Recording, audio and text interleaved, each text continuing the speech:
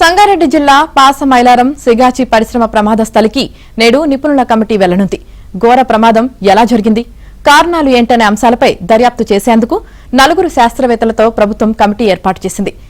CISR శాస్త్రవేత్త వెంకటేశ్వరరావు అధ్యక్షతన సభ్యులుగా chief scientist Pratap Kumar, retired scientist Suryanarayana, safety officer Santosh ఈ కమిటీలో ఉన్నారు.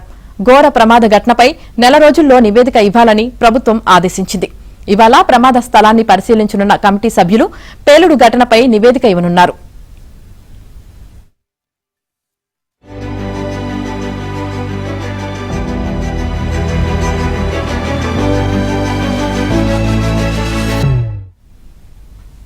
మరోవైపు ప్రమాదంలో మృతుల సంఖ్యపై అస్పష్టత నెలకొంది. మంగళవారం ఉదయం మృతుల సంఖ్య 36కు చేరిందని సీఎం రేవంత్ రెడ్డి ప్రకటించారు. అదే రోజు సాయంత్రం కేంద్ర మంత్రి కిషన్ రెడ్డి ఘటనాస్థలిని పరిశీలించారు. 46 మంది వరకు చనిపోయినట్లు అధికారుల ద్వారా తెలిసిందని చెప్పారు. బుధవారం ఉదయం సిగాచి పరిశ్రమ యాజమాన్యం 40 మంది మృతి చెందారని ప్రకటించింది. గత రాత్రి సంగారెడ్డి కలెక్టర్ విడుదల చేసిన ప్రకటనలో మృతుల సంఖ్య 38 అని ఉంది.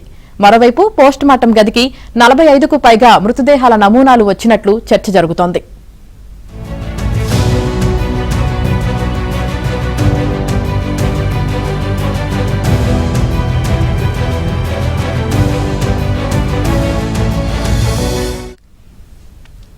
ఇక ప్రమాదంలో ఆచూకీ తెలియకుండా పోయిన వారి కోసం ప్రత్యేక డ్రైవ్ చేపట్టారు. హైడ్రా, ఎస్డీఆర్ఎఫ్, ఎన్డీఆర్ఎఫ్ అగ్నిమాపక బృందాలు శిథిలాల్లో గాలిస్తున్నాయి.